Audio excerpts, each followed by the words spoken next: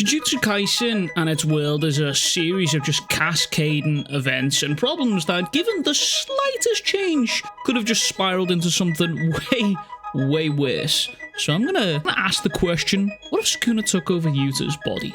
Sometimes you gotta close the door to open a window.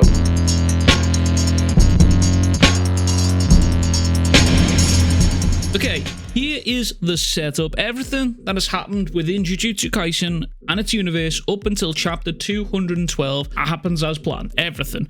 However, one thing is different. Yuta is present on the building when Sukuna uses the Enchain Binding Vow. Yuta had finished his fights early and came to supervise Yuji just in case of any happenings with Sukuna, just like they'd mentioned way back when. However, in a bizarre twist through Yuji's fight with Yuta, Sukuna recognized the potential of Yuta Akatsu's technique, and with Sukuna at the helm of said technique, he imagined the world that would just simply burn beneath his feet. Enacting the Enchain Binding Vow, as Yorozu flies away, Yuji suddenly turns into Sukuna and, grabbing Yuta before he can even act and even think, shoving a cursed object down his throat and thus taking over him completely. Rika appears and is absolutely heartbroken about Yuta. However, unable to bring herself to harm Yuta's body, she obeys Sukuna's commands. And Megami and Yuji are now standing there in awe of what just happened. What is going on here?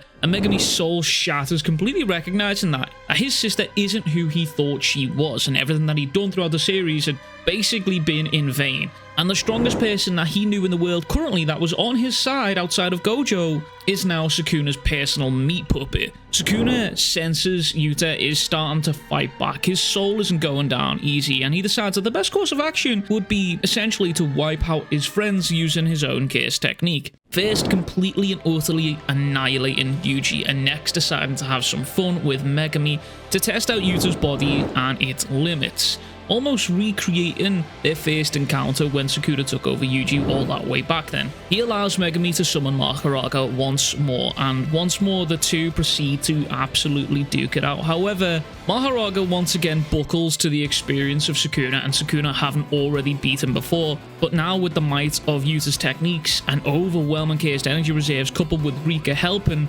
Mahoraga falls once again. Before he does, Rika manages to have eaten a piece of Mahoraga's hand, meaning now Sukuna can also access the 10 Shadows technique, something Yuta wasn't able to do prior. Yuta needed to consume the user directly, or a piece of the user, in order to use the curse technique. However, with Sukuna's knowledge of cursed energy and Jujutsu, anything with the user's cursed energy imbued was more than enough. He didn't need a body part, and after dismantling Mahoraga for the second time, he calls Megami boring. I thought you had more in you. And now that he's copied Megami's technique, he has absolutely no need for Megami at all, promptly murdering Megami and having Rika consume the body for good measure to sink Yuta's soul even further into the depths. Eventually, Angel arrives to the scene and finds Megami's corpse being consumed by Rika. As Sukuna is laughing, she just loses it. Unleashing the full fury of Jacob's Ladder upon Sukuna, she tries to wipe out both him and Yuta. However, Rika, seeing this and seeing Yuta's body in pain, decided Angel had to go. Rika's innate jealousy and rage over other women being even remotely close to Yuta and harming his body or him in general got the better of her as she ripped Angel apart, tearing her arm off with her teeth and consuming it. Rika now ran to Yuta's body to be praised by Sukuna. Sensing others approaching, Sukuna takes the 10 Shadows for a further test drive and summons Nu to obliterate the area, completely and utterly nuking everything. Him, Yuji, and Maki all end up getting into a slight scuffle. With Yuta's soul sensor Maki, he fights back just as hard as he possibly could to stop him from harming her. However, Rika, on the other hand, whose jealousy of Maki from the outright beginning of the story was getting the better of her, spurred on by Sukuna and his hatred and his malice, Rika could only hear Yuta's voice telling her it was okay. It was okay to harm Maki this time. Rika, unleashing her full fury and wrath on Maki alongside Sukuna, was overwhelmed and killed in front of Yuta's eyes as his soul sank even further and deeper into the abyss. Sukuna could feel his strength returning and his control over the body strengthening, and Yuta just simply couldn't believe his eyes. Rika, his own companion, completely overcome by jealousy and rage, spurred on by Sukuna and his malice, had done the unthinkable. Yuji, seeing all of this, was broken, knowing Megami was gone and now Maki, and the very person he'd asked to kill him should Sukuna ever take over him again, was now standing in front of him, laughing at him. Sukuna decided that it wasn't even worth killing a bug so insignificant and left with Uruumi. Shortly after this, he undertook the bath ritual and regained more fingers from Uruumi. At this point, knew he was at the strongest he'd ever been in the series, able to copy any techniques on a whim. He needed a challenge. Seeking out Kenjaku, he told him to release Gojo Satoru from the prison realm, and Kenjaku, utterly taken aback by this, told Sukuna that wouldn't really be possible, as if Gojo was freed, everything that they'd worked towards would be completely and utterly undone. However, Sukuna simply didn't care. He didn't care about this, and he told Kenjaku, free him anyway. Reluctantly, Kenjaku obliged, and he did so. He freed Gojo as instructed under Sukuna. From here on out, everything almost goes the exact same as Gojo vs Sukuna in the fight, except for a few key differences. 1. The students sensed Gojo's presence, however, due to them not being the ones who freed him, they rushed to where they'd sensed the cursed energy. 2. Only a few days had passed now since Yuta was taken over by Sukuna. There was no month time skip. The students had no preparation for this event happening. And 3. Kenjaku was the only spectator for this fight, deciding this could very well be his last moments on Earth.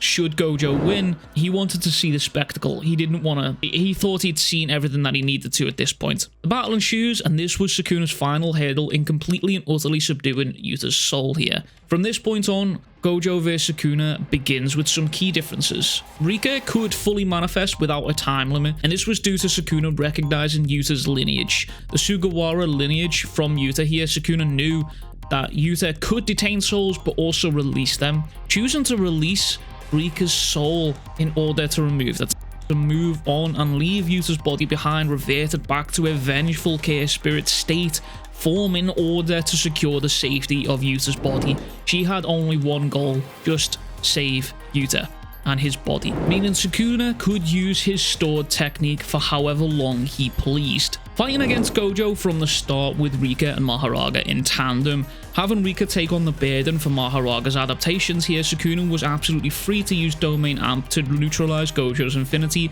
as well as having Maharaga apply severe pressure. Outside of this fight and domain clashes, the domain clashes ended almost equally, exactly the same way that they did the first time around in the original timeline here. Recognizing that this situation was bad, Gojo arrives at the conclusion of Unlimited Hollow Purple to try and eviscerate everything in the area, otherwise they will be fighting for a long time. He needed to finish this. However, Sukuna's plan to complete the World Slash and get through Gojo's Infinity to harm him severely, it had worked. Maharaga had finished its adaptation, and before the blast had hit, Rika had gave her all in order to protect and heal Sukuna/Yuta's body with her stored cursed energy, unable to maintain her form and evaporating within this. As the dust settled, Gojo walks forward looking extremely beat up from the fight and the Hollow Purple itself, seeing a Sukuna in almost perfect health, having been healed by RCT from Rika, smiling at him. Being hit with the World Slash, Gojo recognizes that it is over. He has lost. Smiling and being thankful in the end that he was able to give it his all against a strong opponent, Sukuna tells Gojo that he was magnificent and he shall never ever forget him. Nearby we see Kenjaku, who was extremely beat up from being unable to escape the blast radius, and Sukuna looks over towards his direction and simply smiles. An idea comes to mind for Sukuna, knowing Kenjaku's ways and how he traversed the ages with his curse technique. Approaching Kenjaku, Sukuna decided that he had no more use for him, mauling him and killing him and stealing his curse technique in the process. Sukuna summons Rika one last time and tells her, if you want to save Yuta's body, do as I say and this will be your best shot. And he has Rika swap the brains from his own body into Gojo's body. With Rika's experience in using reverse curse technique, she was able to almost heal him as this is happening perfectly. Yuta's body was left to rot in the wasteland created from Sukuna's fight with Gojo. Rika's soul was absolutely crushed, knowing Yuta will simply never return to how she knew him. Clutching Yuta's lifeless body, her goal was to guard him until the end of times. And these times were now to be ruled by Sukuna, with him now being in the possession of Gojo's body, his own personal twisted way of honoring the man who gave him the fight of his life. However, Gojo's soul felt as if it was still present. It was still lingering. It was still fighting back. And in that moment, the students of Jujutsu High arrived to find Gojo standing alone. Having not seen him since Shibuya, they were all elated with happiness, trying to run towards him to do so, and in the dusty wasteland, trying to run towards him in order to greet him. However, Yuji, sensing something was wrong, told everyone to wait as Sukuna turned to them with a grin on his face and stitches on his forehead. A grin that was capable of sending chills down the spine of a statue. They had all now realized what had happened. In the dusty wasteland, the demon of Shinjuku had awoken and slaughtered the innocent students until their screams could be heard no more. Jujutsu Kaisen ends with Sukuna as the utter victor. Anyways, listen, I hope you enjoyed this video. This was something completely and utterly and different on the channel. Obviously not a theory, it's a what if video. It was just nice to practice some storytelling. It's incredibly fun to play around with. I cannot lie, I would like to do a lot more of these. So if you did like these videos, make sure to like and subscribe. It is a really fun concept to get a hold of. There's a lot of what ifs that you can do within the series here. I'd like to hear some recommendations from you guys in the comments down below. And if you haven't already, as always, I will catch you guys all in the next one. Make sure to go drink some fucking water. Go tell someone you fucking love them. And I will catch you guys all in the next one. Much fucking love. Big fucking kisses. Peace.